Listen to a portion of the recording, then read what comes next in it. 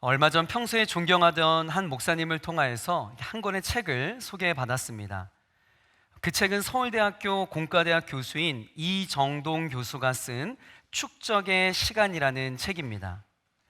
대한민국 산업의 과거와 현재를 진단하고 또 앞으로 우리가 나아가야 할 방향성을 제시해주는 참 인사이트가 넘쳐나는 그런 책이었습니다.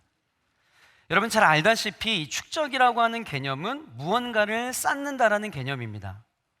이 책을 보면 이 7, 80년대 산업화 시기에 우리나라가 일본 또 미국과 같은 선진국들의 제품을 이 벤치마킹하고 특별히 이렇게 빨리빨리 문화로 엄청난 경제적 성장을 이루었다라고 평가하고 있습니다. 그러나 앞으로 우리가 맞이해야 할 세상은 그렇게 단기간에 성과를 내는 속도 중심의 동력이 더 이상 순기능을 하지 못하는 세상이 될 것이다 라고 하는 뼈아픈 진단을 하고 있었습니다. 그러하기에 앞으로 한국 사회에 필요한 인재는 빠른 스피드와 또 반짝이는 아이디어로 단기간에 어떤 업무를 성취해내는 사람이 아니라 한 분야에서 우직하게 수많은 경험과 노하우를 축적한 내공과 또 어떤 깊이가 있는 묵직한 리더가 필요하다라는 이 이정동 교수의 지적이 참 마음에 와 닿았습니다. 그리고 저는 그 메시지가 한 사람의 성도로서 한국교회와 또 이 시대의 성도들을 향한 깊이 있는 충고의 외침으로 들려왔습니다. 예전에는 참 본받고 싶은 목회자도 많았고 또 존경할 만한 성도님들도 참 많았던 것 같은데 지금은 그런 무게감 있는 영성 또 영적인 내공이 느껴지는 사람들을 만나보기가 참 힘들어진 시대인 것 같습니다. 우리 청년들에게 이런 하나님의 사람이 있다라고, 너희들이 영적으로 본받을 만한 사람이 이런 사람이라고 자신 있게 소개할 만한 어른들이 상대적으로 많지가 않습니다. 왜 그럴까요? 성도들의 삶에 영적인 축적이 없기 때문에 그렇습니다. 여러분 지금 몇 년째 신앙생활하고 계신가요? 모태 신앙이신가요? 제가 한번 손들어 보라고 하면 분위기 안 좋겠죠. 작년과 비교해 볼 때 여러분은 얼마나 더 성숙해지셨나요? 오륜교에 등록한 이후로 여러분들은 영적으로 얼마나 더 축적되었나요? 신앙의 연수가 깊어갈수록 영적 내공을 축적한 사람만이 보여줄 수 있는 묵직하고 깊은 영성이 우리의 일상의 삶에서 나타나기를 주의 이름으로 간절히 축복합니다. 그렇다면 여러분, 영성이란 무엇일까요? 영성. 많은 영성 신학자들이 다양한 관점으로 어떤 영성에 대한 정의를 내리는데 모두 학문적 접근이어서 마음에 와닿지가 않습니다. 그래서 제가 그동안 목회 현장에서 발견하게 된 영성의 현실적인 정의를 다음과 같이 정의해 보았습니다. 영성이란 하나님 앞에 머무는 시간이 축적되어 주어진 삶의 모든 영역에서 하나님의 사람으로 살아갈 수 있도록 만드는 영적인 내공, 주성하. 마음껏 쓰셔도 됩니다. 제가 정의한 거니까 마음껏 쓰셔도 돼요. 하나님 앞에 머무는 시간, 즉 기도의 습관, 말씀 묵상의 습관, 예배의 습관, 교회 봉사의 습관 등등이 겹겹이 쌓여져 만들어가는 것이 여러분 진정한 영성이라고 할 수 있는 거예요. 그러하기 때문에 무조건 신앙생활은 하나님 앞에 머무는 시간이 많아야 합니다. 지금처럼 바쁘게 살아가는 세상에서 하나님 앞에 잠잠히 머물러 있는 시간 참으로 어리석고 낭비처럼 보여지죠. 그러나 성도 여러분, 그 일은요, 이 세상에서 가장 귀하고 가장 거룩한 낭비인 줄 믿으시길 바랍니다. 인간의 갈망 가운데 하나가 새로운 도약에 대한 갈망이라고 합니다. 그러나 도약을 하기 위해서는 축적의 시간이 필요합니다. 영적인 세계에도 이 원리는 동일하죠. 말씀과 기도, 묵상과 예배의 흔적 없이 단순한 소망과 결단, 바램과 희망만으로는 영적인 도약을 할 수가 없어요. 여러분 2024년 새해가 시작되어서 야심차게 시작한 성경 일독 프로젝트, 여러분의 성경책 어디에 펼쳐져 있습니까? 창세기를 지나 출애굽기에 머물러 홍해 바다에 그냥 수장돼 버린 것 아닙니까? 대부분의 성도들이 실패하는 부분이 바로 이 지점이에요. 청년들, 청소년들 각종 수련회 캠프 집회 때 정말 놀라운 일들이 일어납니다. 하나님께서 작정하시고 부어주신 은혜가 너무나 많아요. 말로 표현할 수는 없지만, 말로 설명할 수는 없지만, 여러분 특별한 기름 부으심이 수련회 가운데 있어요. 이 수련회를 통해 상처가 치유되고 서로의 죄를 고백하고 하나님의 사람으로 살아갈 것에 대한 진지한 도전과 결단을 합니다. 그런데 너무나도 안타깝게 거기까지예요. 2박 3일 동안 천국을 경험하고 새로운 출발을 시도하지만 언제나 제자리 걸음이라고요. 왜일까요? 그 수련회라고 하는 특별한 순간이, 혹은 다니엘 기도회라고 하는 특별한 예배가 일상의 영성으로 연결되어지는 도구로 쓰임받아 매일의 삶에서 하나님 앞에서 머무는 영적인 축적의 단계까지 나아가야 되는데 그게 없는 거예요. 그러니까 매번 새로운 도전과 각오만 할 뿐 축적이 되어지지 않는 겁니다. 그런데 진짜 중요한 문제는 축적된 영성이 없으니까 삶의 변화가 일어나지 않는 거죠. 왜요? 축적된 영성이 그 사람의 정체성이기 때문에 그렇습니다. 그럼 어떻게 해야 될까요? 축적의 영성을 위해 우리는 무엇에 초점을 맞춰야 할까요? 저는 그 비결을 오늘 본문에 나오는 다니엘을 통해 함께 발견하고자 합니다. 오늘 본문은 여러분들이 너무나 잘 알고 있는 말씀이에요. 바벨론 제국이 막을 내리고 메대의 다리오 왕이 바벨론을 통치하던 시대에 페르시아 제국의 전체 행정 조직을 정비하는 일을 합니다. 제국 전체를 120개 지역으로 나누고 각 마을마다 한 사람의 지방 장관들을 세우죠. 그리고 이 장관들을 다스리는 3명의 총리를 세웠는데 그 중에 한 사람이 바로 다니엘이었어요. 그 당시 총리의 역할은요, 국가의 재정을 관리하고 국가의 안녕과 질서를 유지하면서 전반적인 국사를 관장하는 엄청난 권력이 있는 지위였습니다. 그런데 문제는 다니엘의 탁월함이 너무 돋보여서 다른 총리들과 고관들이 따라오지 못할 정도였다라는 거예요. 그의 탁월함을 성경이 어떻게 이야기하냐면 6장 3절입니다. 함께 읽습니다. 다니엘은 마음이 민첩하여 총리들과 고관들 위에 뛰어남으로 왕이 그를 세워 전국을 다스리게 하고자 한지라. 아멘. 여기서 마음이 민첩하다라는 표현을 영어로 보니까 An excellent spirit was in him이라고 표현하고 있습니다. 그의 안에 탁월한 영이 있었다라는 거예요. 다시 우리의 일상의 용어로 표현한다면 다니엘은 성령 충만한 사람이었다라는 이야기입니다. 성도 여러분, 성령 충만이 무엇이죠? 방언을 하고 몸을 떨면서 요란스럽고 시끌벅적한 외적으로 나타나는 행동이 아닙니다. 성령 충만은 하나님의 통치와 지배를 받는 거예요. 성령 충만은 하나님의 다스림과 인도함을 받는 것입니다. 그러하기에 성령 충만은 어떤 단회적인 사건으로 갑작스럽게 형성되어지는 게 아니에요. 한 번의 새벽 예배로 만들어지는 게 아닙니다. 3일간의 고난주간 특별 새벽 예배로 만들어지는 게 아니에요. 축적된 영성의 열매, 오랜 시간 하나님 앞에서 머무는 시간의 열매가 바로 성령 충만인 것입니다. 다니엘의 성령 충만함 역시 오랫동안 축적된 영성의 결과라는 것을 확인할 수 있는 증거가 있어요. 다니엘 1장에 보면 바벨론의 느부갓네살 왕은 남유다를 침공하여서 거침없이 예루살렘까지 진격을 하여 그 성을 포위하고 수많은 사람들을 포로로 끌고 갑니다.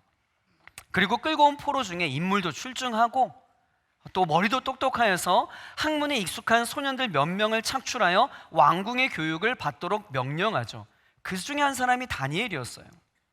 그 당시 약 15세의 청소년이었던 다니엘이 어떠한 믿음의 선포를 합니까? 1장 8절이에요. 함께 읽습니다. 시작. 다니엘은 뜻을 정하여 왕의 음식과 그가 마시는 포도주로 자기를 더럽히지 아니하리라 하고. 아멘. 왕이 베푸는 음식에는 부정한 음식 혹은 이방신에게 희생제물로 드린 음식이 있었기 때문에 하나님의 사람이었던 다니엘은 신앙을 타협하지 않고 단호하게 거절하였던 겁니다. 근데 중요한 문제는 그저 음식을 먹지 않았다라는 것이 아니라 그 명령이 왕의 명령이었다라는 거예요. 아무리 청소년의 어린 나이라 할지라도 여러분 돌아가는 분위기를 알잖아요. 왕의 명령을 거절했을 때 자신에게 닥칠 불이익이 어떠한 것인지, 그것으로 인해 자신이 감당해야 할 환난과 고통이 어떠한 것인지에 대해서 청소년이어도 다 알았을 거라고요. 그럼에도 뜻을 굽히지 않았어요. 그런데 중요한 포인트는요, 그것이 활활 타오르던 청소년 시절의 감정적 신앙의 객기가 아니었다라는 겁니다. 그 어린 다니엘의 영성이 시간의 흐름에 따라 축적되어져 갑니다. 시간이 흘렀어요. 이제는 소년 다니엘의 포로와는 달리 바벨론 총리의 신분입니다. 나이도 변하고 신분도 변화했지만 한 가지 변하지 않는 것이 있는데 바로 하나님을 향한 견고함이었습니다. 그리고 그 견고함은 더욱 축적되어서 아주 농도가 짙어져 있어요. 지금 소년의 시절처럼 자신의 신앙을 지키며 하나님을 사랑하는 마음으로 다니엘에 하는 고백이 다니엘 6장 10절 오늘 본문 말씀이에요. 우리 다시 한번 읽어볼게요. 시작.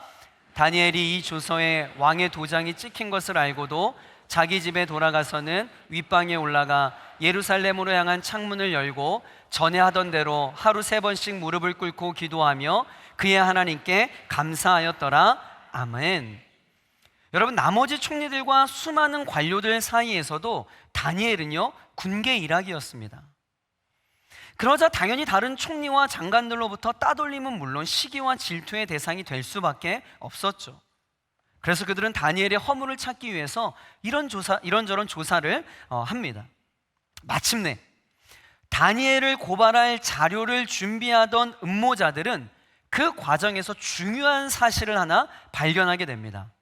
바로 다니엘의 타협하지 않는 신앙이었습니다. 그는 우상 숭배가 극심한 바벨론 정권 아래에서도 철저하게 하나님을 믿는 견고한 신앙을 지켜오고 있었어요. 음모자들은 하나님을 향한 이 다니엘의 견고함이 그의 치명적인 아킬레스건이 될 수 있겠다라는 생각에 다니엘을 제거하기 위한 구체적인 전략을 짭니다. 전략의 내용은 이러하죠. 지금부터 30일 동안 왕 외에 어떤 신이나 사람에게 종교적인 강구를 하면 사자굴에 던지는 그런 형법을 정하여 다니엘을 공경에 빠뜨리자라고 하는 계획이었습니다. 이제 그 누구도 다리오 왕 외에 그 어떤 신에게 기도하면 사자밥이 되는 신세를 면치 못하게 되는 것이죠. 이런 상황 속에서 다니엘이 보여준 행동은요, 우리에게 정말 깊은 통찰력을 제공해 줍니다. 이 조서에 왕의 도장이 찍힌 것을 뭐하고도 알고도. 여러분, 다니엘은 행정부 최고위직인 3명의 총리 중에 한 사람이었어요. 아무리 다니엘 몰래 이 음모를 꾸민다 할지라도 법령이 발표되기 전에 이미 다니엘은요, 그 법안의 내용이 무엇인지, 그리고 이 법안이 사실은 왕을 높이기 위한 것이 아니라 자신을 향한 음모라는 것도 다 알고 있었을 거라고요. 여러분, 이 상황에서 정치적으로 다니엘이 할 수 있는 선택의 폭은 많이 있었습니다.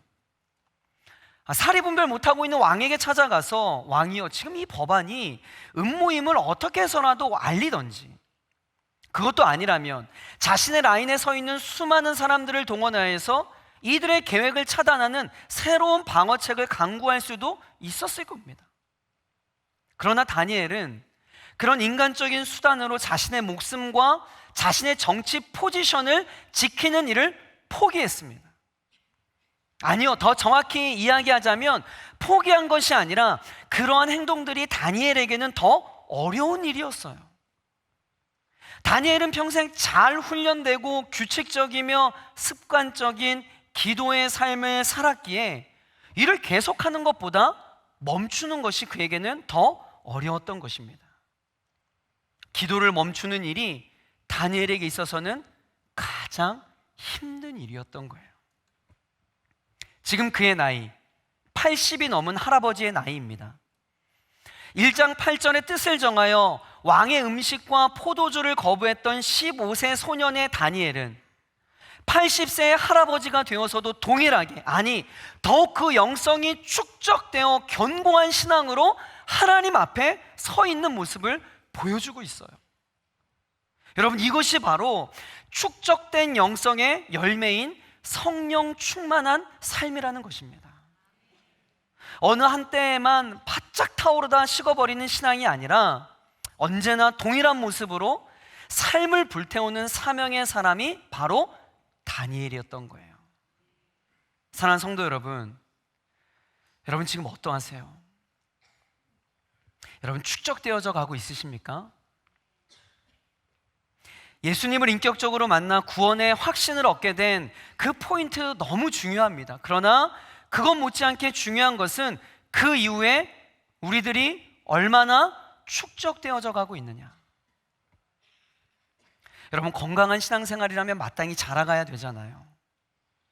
계속해서 축적되어 아름다운 삶의 열매가 드러나야 함이 마땅한 거잖아요. 바라기는 저와 여러분의 신앙이 주님 오시는 그날까지 예수 그리스도의 장성한 분량이 충만한 데까지 축적되어지기를 주의 이름으로 간절히 축복합니다. 이렇게 다니엘이 위기의 순간에도 신앙을 타협하지 않고 한 구체적인 행동이 무엇일까요? 우리 다시 한번 오늘 본문 말씀인데요, 이 말씀을 여러분 우리 마음에 아예 각인했으면 좋겠습니다. 우리 10절 말씀 우리 다시 한번 큰 목소리로 읽어볼게요. 시작. 다니엘이 이 조서에 왕의 도장이 찍힌 것을 알고도 자기 집에 돌아가서는 윗방에 올라가 예루살렘으로 향한 창문을 여고 전에 하던 대로 하루 3번씩 무릎을 꿇고 기도하며 그의 하나님께 감사하였더라. 아멘. 여러분 다니엘은요 전에 하던 대로, 즉 평소 습관대로 기도를 했습니다. 여러분 이것이 바로 영성이에요. 그는 평생 기도하는 것이 몸에 배어있던 사람이었습니다. 단순히 형식적인 어떤 패턴의 습관이 아니라 매일 3번씩 정기적인 시간을 정해서 예루살렘을 향한 창문을 열고 기도를 했던 거예요. 이렇게 평생 쌓아온 영적 저력이 일생 최대의 위기의 순간을 돌파하게 하는 원동력이 되었던 것입니다. 여러분 여기에서 우리는 중요한 영적인 원리를 하나 발견하게 되는데요, 하나님의 사람들이 이 땅에서 승리하는 인생을 살기 위해서 반드시 필요한 것, 그것이 무엇이냐면 holy habit, 거룩한 습관이라는 것을 발견하게 됩니다. 미국 최고의 자기개발 전문가인 제임스 클리어가 쓴 아주 작은 습관의 힘이라는 책이 있습니다. 이 책에 보면 아주 의미심장한 말이 나오는데, 한 사람의 정체성은 습관에서 나온다라고 주장을 해요. 다시 말해 한 사람의 작은 습관이 그 인생의 정체성을 만들어 나간다는 것이죠. 그러니까 행위를 반복해 나갈수록 그 행위와 연관된 정체성은 강화가 된다는 거예요. 여러분 어떻게 생각하세요? 정체성, 아이덴티티. 여러분 이 아이덴티티라는 말은 실제하다라는 의미의 라틴어인 에센티타스, 반복적으로를 뜻하는 이덴티뎀에서 파생된 단어입니다. 그러니까 다시 말해서 아이덴티티, 정체성이라고 하는 것은 반복된 실제라고 하는 의미예요. 여러분 축구공 한 번 찼다고 해서 우리는 그 사람을 축구 선수로 여기지 않습니다. 그림 한 장 그렸다고 해서 우리는 그 사람을 화가라고 그렇게 부르지 않아요. 하지만 이런 행위를 반복해 나가면 그 행위가 축적이 되고 이것이 반복된 실제가 되어서 정체성이 변화하기 시작하는 것입니다. 다시 말해 여러분, 한 번의 어떤 스페셜한 경험은 그 영향력이 시간에 따라 서서히 사라지지만 습관은요, 시간과 함께 그 영향력이 더욱 강화되는 법이에요. 즉 습관이야말로 정체성을 형성하는 가장 큰 동력이 된다는 것이죠. 여러분 이런 관점에서 거룩한 습관을 세운다는 것은 하나님의 사람으로 자기 자신을 만들어가는 것이고, 성도라고 하는 자기의 정체성을 만들어가는 과정이라 할 수 있을 것입니다. 다니엘은요 이 습관의 힘, 반복된 실제가 있었던 축적의 영성의 사람이었습니다. 거룩한 습관을 통해 영성이 축적되어 있으면요 위기의 순간에 흔들리지 않아요. 환경과 상관없이 가야 할 사명의 길을 묵묵히 걸어갈 수 있는 능력이 바로 여기에서 생기는 겁니다. 다니엘 6장 보세요, 여러분. 6장 1절부터 9절까지 위에서 살펴본 것처럼 주변의 적들이 다니엘을 제거하기 위한 음모를 빌드업해 나가는 내용이 아주 빠르게 전개되고 있어요. 그리고 다음 단락이 시작되어지는 6장 10절 역시 다니엘은 대적들이 자기 목숨을 노리고 함정을 파 놓았다라는 것을 알면서도 태연하게 이전에 하던 것처럼 동일한 장소에서 동일한 방법으로 동일한 시간에 기도하는 모습을 보여주고 있어요. 여러분, 이것이 다니엘이 환경의 지배를 받지 않고 그냥 자신이 가야 할 사명의 길을 묵묵히 걸어가고 있음을 보여주는 장면이라 할 수 있습니다. 저는 이 부분이 매우 중요한 장면이라 생각되어져요. 뉴욕타임스 심층보도 전문 기자인 이 찰스 두이그라고 하는 사람이 저술한 습관의 힘이라는 책이 있습니다. 되게 재밌는 책인데요, 이 습관이 존재하는 이유에 대해서 한평생 연구를 했던 미국의 심리학자 윌리엄 제임스의 말을 인용을 합니다. 그 윌리엄 제임스가 이런 얘기를 해요. 우리 삶이 일정한 형태를 띠는 한 우리 삶은 습관 덩어리일 뿐이다. 우리 삶이 일정한 형태를 띠는 한 우리 삶은 습관 덩어리일 뿐이다. 매우 레디컬한 이야기일 수 있지만 저는 이 표현이 매우 공감되어집니다. 우리가 매일 반복하는 선택들이 여러분, 우리가 신중하게 생각하고 내린 결정의 결과물들로 여겨지겠지만 실제로는 그렇지 않다라는 거예요. 대부분이 선택의 습관이라는 것이죠. 하나하나의 습관이 그 자체로는 상대적으로 큰 의미가 없지만 매일 반복적으로 하는 그 어떠한 삶의 패턴들이 그 사람의 인생에 엄청난 영향을 미친다라는 것입니다. 듀크 대학교 연구진이 2006년에 발표한 논문에 따르면 여러분, 우리가 매일 행하는 행동의 40%가 의사 결정의 결과가 아니라 습관 때문이었다. 여러분, 이렇게 이야기를 해요. 여러분, 오늘 본문에서 마주하게 되는 다니엘 역시 마찬가지입니다. 그가 처한 일생일대의 위기의 상황에서 다니엘이 막 현재의 상황 파악하고 다양한 경우의 수를 체크해서 그 계산기를 두드리며 자신에게 최소한의 데미지를 입힐 어떤 스마트한 선택을 하기 위해 몸부림치며 지금 그러한 행동을 한 게 아니라는 거예요. 그저 매일의 삶 속에서 축적된 영성의 거룩한 습관으로 인한 일상의 선택이었다라는 것입니다. 사랑하는 성도 여러분, 바로 이 축적된 영성이 저와 여러분에게 필요한 영성이에요. 저희 신앙생활에 있어서 가장 큰 영향을 준 사람이 있다면 저희 부모님입니다. 이 장로와 권사의 직분을 받은 저희 부모님은 아주 오랫동안 그 시골 교회를 묵묵히 수십 년째 섬겨오고 계세요. 비가 오나 눈이 오나 제일 먼저 교회 앞마당을 쓸고 새벽 제단을 한 번도 빠뜨리지 않으시고 그렇게 살아온 분이십니다. 저희 어머님 권사님이세요. 한평생 식당 봉사 일을 도맡아서 매 주일마다 성도님들이 먹을 음식을 준비하십니다. 절기 때마다 한 번도 빼놓지 않으시고 그 꽃꽂이 봉사를 하고 계세요. 저희 아버지는 나이가 많으신 장로님이십니다. 노년의 할아버지임에도 불구하고 여전히 수십 년째 교회 봉고차를 운전하며 주일학교 아이들을 그렇게 나르고 있어요.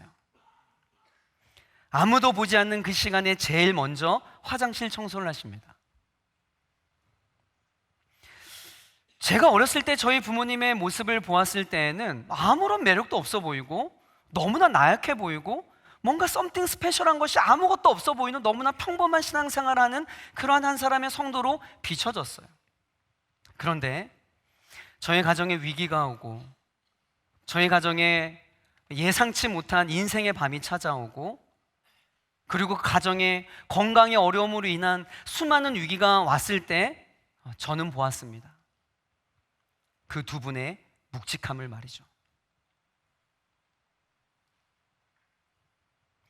그냥 바람 불면 훅 불면 날아갈 것만 같았던 그런 가벼운 송문처럼 보였는데 인생의 위기가 오니까 수년간 그분의 삶 속에서 거룩한 습관으로 형성된 그 아름다운 농도 짙은 수분의 영성이 가득 머금고 있어서 감히 들 수조차 없을 정도로 묵직해져 있는 그 수분의 영성을 몸담고 있는 그 무게감을 저는 보았습니다. 사랑하는 성도 여러분, 지금 저희 부모님은 주님 부르실 날을 기다리며 그렇게 하루하루 살아가고 계세요. 그럼 너무나 감사한 것은 그 축적된 영성의 무게감이 날이 갈수록 더욱 묵직해지고 있다는 거예요. 제 인생의 가장 큰 자랑입니다. 성도 여러분, 다시 한번 묻겠습니다. 여러분, 모태신앙이신가요? 예수를 믿어 하나님의 자녀가 된 지 얼마나 되셨나요? 오륜교에 등록하여 말씀을 듣고 신앙생활한 지 몇 년째세요? 여러분, 축적되어 가고 계십니까? 아니면 계속 그 자리에서 제자리 걸음 중이십니까?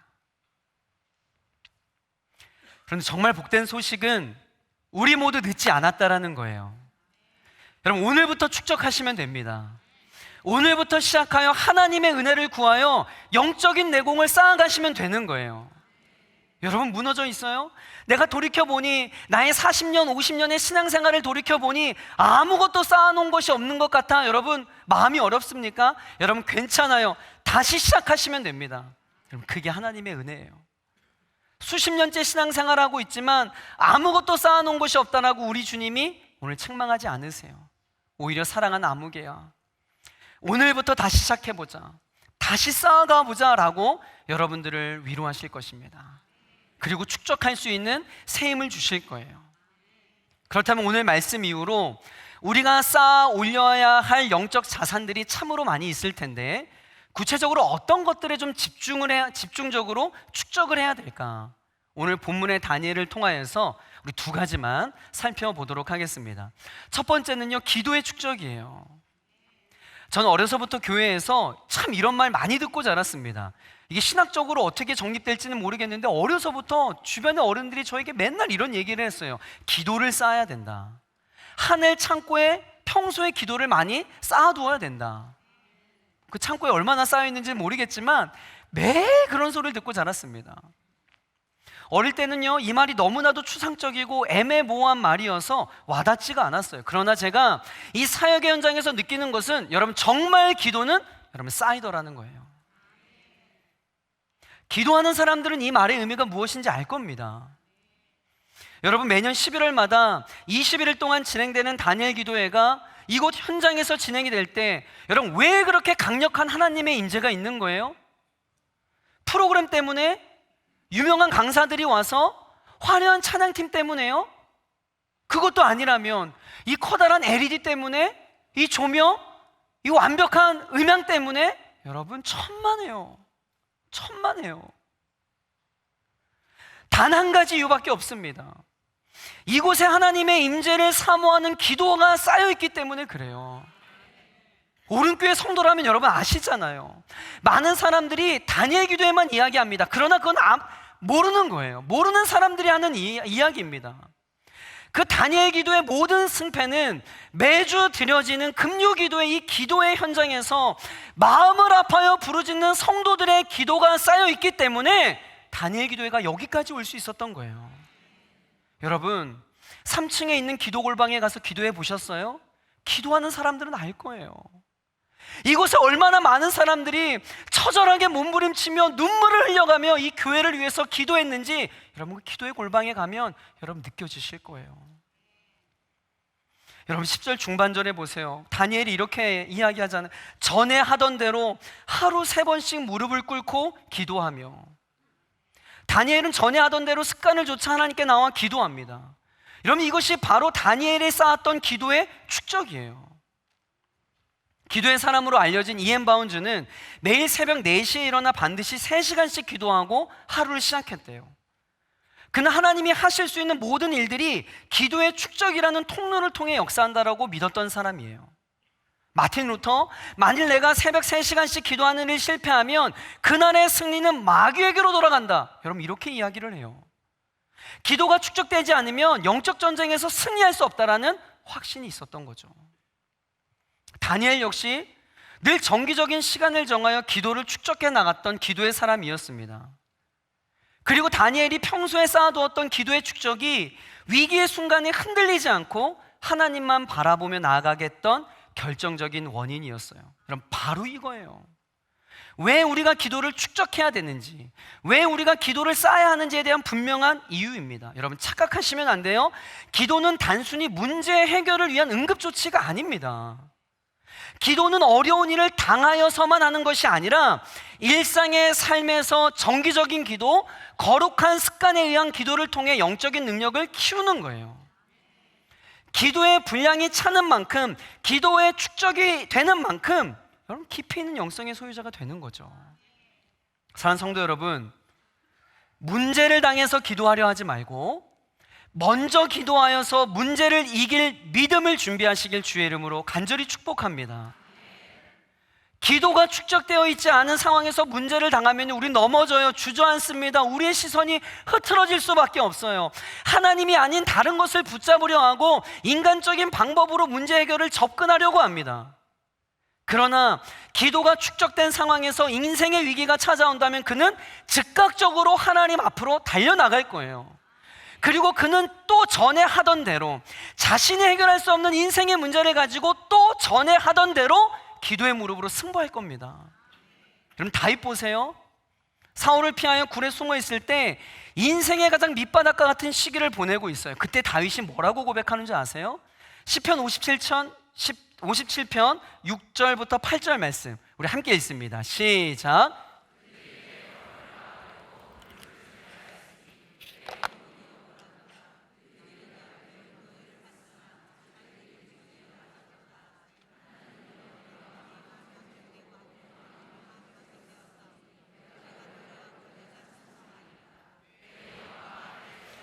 비파야 수금아 깰지어다 내가 새벽을 깨우리로다. 아멘. 여러분 너무 멋진 고백 아니에요? 원수들이 자신의 생명을 위협하는 온갖 방해가 사라진 게 아니에요. 하나님이 그럼에도 이 모든 위험에서 자신을 보호해 주실 것을 믿음으로 선포하고 내가 걱정하지 않겠다 결단하는 거예요. 세상 일로 걱정할 시간에 시선을 하나님께 고정하여 창조자 하나님을 찬양하기로 마음을 확정하겠다는 놀라운 고백입니다. 그러면서 다윗이 하는 고백이 무엇이냐면 내 마음을 확정하여 새벽을 깨우겠다. 여러분 새벽을 깨우겠다라고 하는 이 표현이 전통적으로 두 가지 해석이 있어요. 첫째는 하나님을 찬양하며 밤을 새우겠다는 뜻이에요. 한국교회 정서에 빗대어 말하자면 철야기도 하겠다는 겁니다. 두 번째는 하루를 하나님에 대한 찬양으로 시작하겠다는 거죠. 한국교회 정서로 이야기하면 새벽 기도로 하루 시작하겠다는 거예요. 어떤 해석이든 좋습니다. 중요한 것은 기도가 축적된 다윗은 인생의 위기 가운데서 전혀 흔들림 없이 그 마음을 하나님께 확정하여서 그 문제를 기도의 현장에서 여러분 해결하겠다는 거예요. 사랑하는 성도 여러분, 모든 인생에게는요 인생의 밤이 찾아와요. 우리가 원하든 원하지 않든 다양한 영역에서 예기치 못한 그런 삶의 문제들이 찾아온다고요.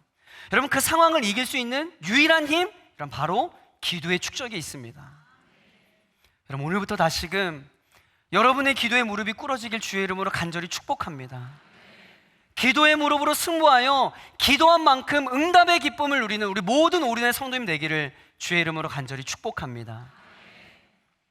여러분 기도와 함께 또 쌓아야 할 것이 있다면 그것은 바로 감사의 축적입니다. 여러분 6장 10절 우리 하반절 우리 함께 읽겠습니다. 시작. 하루 3번씩 그의 하나님께 감사하였더라. 아멘. 여러분 지금 다니엘이 하나님께 올려드린 감사가 왜 능력 있는 감사인 줄 아세요? 여러분 감사에는 두 종류가 있습니다. 마땅히 감사할 제목이 있어서 고백되어지는 감사, 그러니까 무언가에 대한 응답을 받은 후의 감사는요 모든 사람이 할 수 있는 본능적인 감사예요. 그러나 진짜 능력 있는 감사는 감사할 것이 없는 상황 속에서 감사하는 거예요. 다니엘의 감사가 지금 그러합니다. 문제 해결 아무것도 된 거 없어요. 사자굴에 던져질 위협에서 벗어난 상태가 아닙니다. 그럼에도 다니엘은 미리 감사를 선포해요. 여러분 이것이 어떻게 가능할까요? 여러분 재성을 가진 우리는요 그냥 그대로 두면 본능적으로 불만과 불평을 늘어놓는 것에 익숙합니다. 그럼에도 다니엘은 그 본능을 거스러 감사하기로 결단하고 감사를 선택한 거예요. 여러분, 이것은 갑작스럽게 나온 돌발적 행동이 아닙니다. 이미 다니엘은요, 주신 것을 감사로 받고 감사할 것이 없는 상황에서도 미리 감사하는 습관이 만들어져 있었던, 한마디로 감사가 축적된 사람이었습니다. 여러분, 빌립보서 4장 6절 이렇게 말해요. 아무것도 염려하지 말고 다만 모든 일에 기도와 간구로 너희 구할 것을 무엇으로? 감사함으로. 여러분, 감사의 축적의 목표가 무엇인 줄 아세요?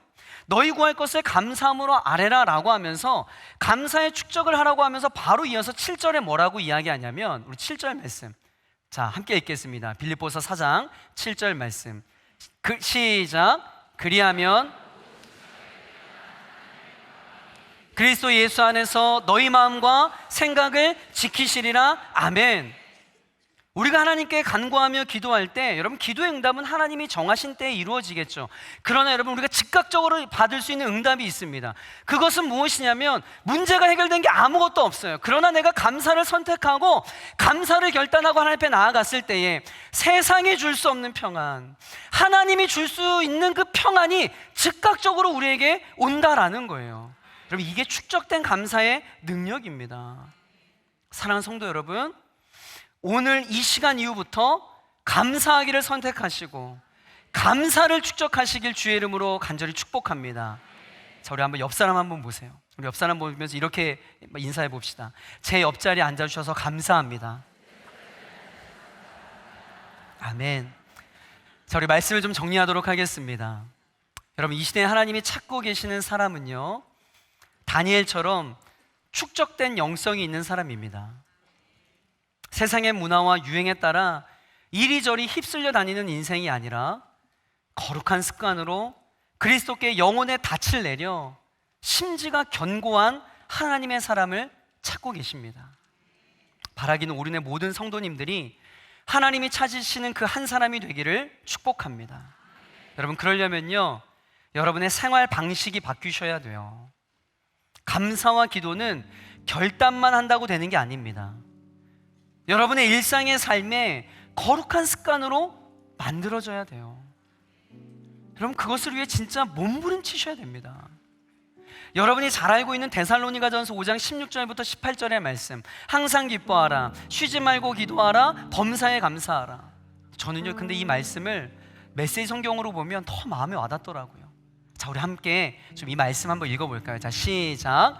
무슨 일에든지 기뻐하십시오, 항상 기도하십시오. 이것이야말로 하나님께서 그리스도 예수 안에 있는 여러분에게 바라시는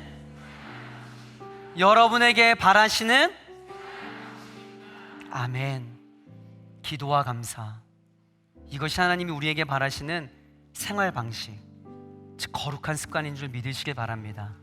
여러분, 괜찮습니다. 우리 오늘부터 다시 시작합시다. 여러분의 손에서 놓아져 있었던 성경을 여러분, 우리 다시 하나님 말씀 붙잡읍시다. 다시금 기도의 골방에서 머무는 시간이 여러분 많아졌으면 좋겠어요. 연초에 계획했던 것들 여러분 다시 한번 되돌아보세요. 상황과 상관없이 감사를 선택하는 습관이 회복되어지기를 소망합니다. 그래야 해서 어제보다 오늘이, 그리고 오늘보다 내일이 더 묵직한 영성으로 축적되어졌으면 좋겠어요. 오늘 10시 예배 우리 많은 우리 어른 성도님들, 우리 장년 성도님들이 여기에 계신 줄 압니다. 여러분, 저를 포함해서 우리 사랑하는 성도님들, 우리 장로님, 우리 권사님, 우리 집사님, 우리 수천 명의 우리 렘넌트 청년들이 있습니다.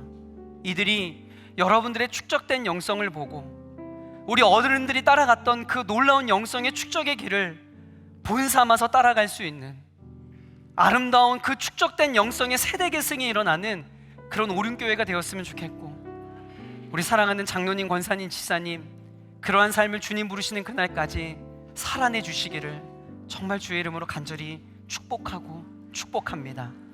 우리 시간 오늘 들은 말씀 가슴에 새겨 함께 좀 찬양하며 기도했으면 좋겠는데요, 우리 오랜 시간 앉아 계셨죠? 괜찮으시다면 우리 다 함께 좀 자리에 일어나셔서 우리 이 찬양 믿음으로 결단하고, 하나님, 내가 오늘부터 다시금 쌓아가겠습니다, 이런 믿음의 고백으로 함께 찬양하시겠습니다. 모든 상황 속에서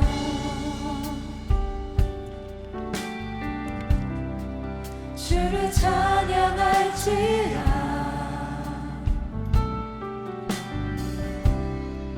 주는 너의 큰 사랑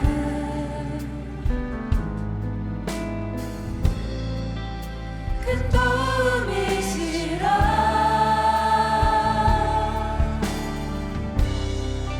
주의 얼굴 구할 때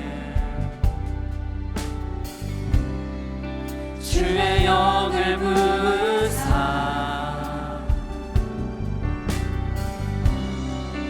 크신 사랑 안에서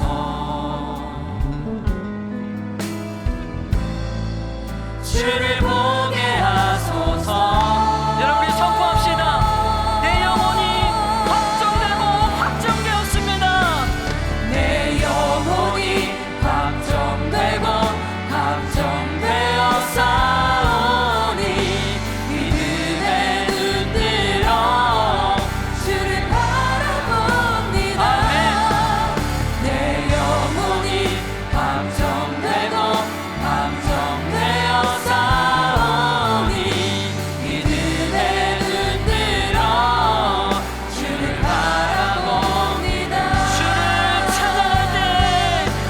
주를 찬양할 때 주의 나라 이미 임했네. 주의 영원한 나라 주 보게 우리 다시 한번요. 주를 찬양할 때 주를 찬양할 때 주의 나라 이미 임했네. 주의 영원한 나라 주 보게 하소서. 우리 믿음의 선포로 내 영혼이 확정되고 확정되어 싸우니 믿음에 눈들어 주를 바라봅니다. 내 영혼이 확정되고 확정되어 싸우니 믿음에 눈들어 주를 바라봅니다. 우리 시간 들을 말씀 가슴에 새기며 함께 기도하겠습니다. 한 시대에 하나님 앞에 멋지게 쓰임받았던 다니엘, 국가적 위기, 신앙의 위기, 목숨의 위기 가운데서도 흔들리지 않고 견고한 믿음으로 하나님께 시선을 고정할 수 있었던 단 한 가지 이유, 바로 축적의 영성이 있습니다. 기도가 축적되어져 있었고 감사가 축적되어져 있었기에 인생의 밤을 지날 때에도 당황하지 않고 전에 하던 대로 무릎을 꿇고 기도하며 하나님께 감사할 수 있었던 것입니다. 일상의 삶에서 기도하며 감사하는 거 여러분 어려운 일 아니에요. 그러나 아무나 할 수 있는 일이 아닙니다. 거룩한 습관으로 축적되어 있어야만 가능한 일이에요. 오늘 이 자리에 나와 계신 우리 사랑하는 성도님들, 제가 여러분의 삶의 모든 것들을 알지 못합니다. 그러나 삶의 문제를 안고 오늘 이 자리에 왔을 거예요. 사업의 문제, 재정의 문제, 개인의 문제, 건강의 문제, 자녀의 문제, 가정의 문제, 여러 가지 문제를 안고 이 자리에 나와 있지만 여러분, 그 문제 가운데 유일한 솔루션은 단 한 가지입니다. 여러분 당황하지 마세요. 여러분 놀라지 마세요. 전에 하던 대로 여러분 기도하며 감사하기를 선택하시고 선포하시길 바랍니다. 여러분 여러분의 영혼을 향하여 선포하십시오. 다윗이 인생의 밑바닥에 있었을 때 그가 선포했던 것처럼 내 영혼아 잠잠할지어다, 당황하지 말지어다. 내 영혼아 확정되고 확정되어 싸우니 내 눈을 들어 주를 바라볼지어다. 여러분 시간 기도할 때 하나님, 내가 일상의 삶에서 기도하며 감사하며 나갈 수 있는 그런 축적의 영성이 사람이 되게 하여 주시옵소서. 우리 다음 세대와 우리 자녀에게 부끄러움이 없는 농도가 짙은 수분의 영성을 마음껏 묵은 그런 하나님의 묵직한 사람으로 쓰임받게 하여 주시옵소서. 우리 시간 거룩한 두 손 높이 들고 우리 주님의 이름 한번 부르짖고 기도합니다. 주여! 하나님 아버지 시간 기도합니다. 하나님 아버지, 다양한 인생의 문제를 가지고 오늘 이 자리에 나왔습니다. 우리 사랑하는 성도님들, 아버지 하나님 그 삶의 문제 가운데 당황하지 않게 하여 주시옵소서. 놀라지 않게 하여 주시옵소서. 우리의 영혼을 향해 선포합니다. 이 시간 나사렛 예수의 이름으로 변하노니 내 영혼아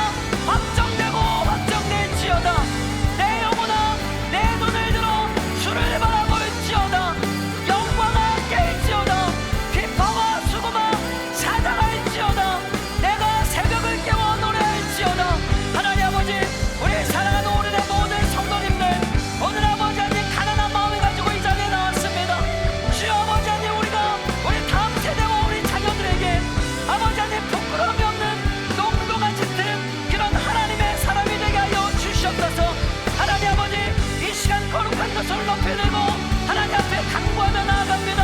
하나님 성령의 충만함을 더하여 주시고 우리 모든 성령님들, 성도님들 강력한 성령의 기름 부으심을 받아 하나님의 은혜로 거룩한 순간을 형성할 수 있는 믿음의 아들, 딸들, 믿음의 성도님들 될 수 있도록 주님 역사하여 주시옵소서. 기도가 축적되고 감사가 축적되어지는 그런 하나님의 사람이 되게 하여 주시옵소서. 우리 다시 한번 기도했으면 좋겠습니다. 사랑하는 성도 여러분, 저와 여러분이 증인이잖아요. 오른교회가 여기까지 올 수 있었던 건 여러분 우리에게 탁월한 전략이 있었던 게 아니에요. 다니엘 기도회가 여기까지 올 수 있었던 건 우리가 가진 무엇 때문이 아닙니다. 여러분 기도가 축적되어 있었기 때문에 가능했던 일입니다. 그리고 그 어느 때보다 오륜교회의 기도가 축적되어야 할 시기가 있다면 여러분 지금 이 시기예요. 하나님의 은혜 가운데 안정적으로 리더십이 교체되어지고 또 하나님의 은혜로 제2성전을 허락하여 주시고 수많은 사역들이 왕성하게 진행되어지고 있는 이때에 여러분 사탄 마귀는 오륜교회를 가만두려고 하지 않을 것입니다. 그렇기 때문에 우리가 더 기도로 우리의 눈물로 이 성전 안에 축적해야 됩니다. 하나님, 우리 설교 목사님, 김은호 목사님 붙잡아 주셔서 그 DNA 미니스를 통하여서 3040 차세대 목회자를 깨우게 하여 주시고 열방에 있는 선교사님들을 섬기며 나아갈 때 하나님의 나라가 확장되게 하여 주시옵소서. 우리 사랑하는 주경훈 담임 목사님, 이 강단에서 준비한 메시지를 선포할 때마다 죽었던 영혼들이 살아나는 역사가 있게 하여 주시옵소서. 우리 장로님, 권사님, 우리 집사님들 기도의 무릎으로 겸손하게 승부하는 하나님의 사람이 되게 하여 주시고 오른교회에서 드려지는 예배 때마다 회복의 역사가 있게 하여 주시옵소서. 오른교회를 향하는 모든 사탄마귀의 괴계는 이 시간 나사렛 예수의 이름으로 명하노니 숲으로 돌아갈지어다. 우리 시간 우리 교회를 향해 우리 두 손 높이 들고 주님의 이름 한번 부르짖고 기도합니다. 주여! 하나님 아버지, 이 시간 기도합니다. 하나님 아버지, 우리 오른교회 하나님의 은혜로 여기까지 왔습니다. 하나님, 오른교회 하나님의 은혜로 여기까지 왔는데 하나님 아버지, 기도가 더욱더 축적되어지게 하여 주시고 하나님 아버지, 우리 오른교회가 감사가 더 축적되어지는 교회가 될 수 있도록 도와여 주시옵소서. 우리의 전략과 노하우가 아니라 하나님의 일하심으로 우리가 나아가길 원합니다. 앞으로의 50년이 더 영광스러운 교회가 될 수 있도록 도와여 주시고 많은 사람들을 주께 돌아오게 하는 축복의 통로로 쓰임받을 수 있도록 역사하여 주시옵소서. 우리 김은호 설립 목사님 DNA 미니스트리 사역 가운데 기름 부어주시고 우리 3040 차세대 목회자를 세우는 일에 열방을 섬기는 일에 하나님 쓰임받게 하여 주시옵소서. 우리 사랑하는 주경훈 담임 목사님 아버지 입술에 권세를 넣어 주시고 기름을 부으셔서 이 말씀을 전할 때마다 아버지 살아나는 역사가 있게 하여 주시옵소서. 우리 사랑하는 장로님, 우리 권사님, 우리 집사님 하나님 기도의 무릎으로 겸손하게 맡겨진 사역들을 감당케 하여 주시고 오른교회가 주의 오실 길을 예비하는 놀라운 교회, 능력 있는 교회, 부흥하는 교회가 되어질 수 있도록 주님 역사하여 주시옵소서. 이제는 우리 주 예수 그리스도의 은혜와 하나님의 무한하신 사랑과 성령의 인도하심이 오늘 이후부터 각자의 자리에서 기도를 축적해 나가고 감사를 축적해 나가기로 결단하는 살아가는 모든 성도들과 그의 가정과 그의 자녀와 그들의 삶의 터전 위에 지금부터 영원토록 함께 있기를 간절히 축원하옵나이다. 아멘.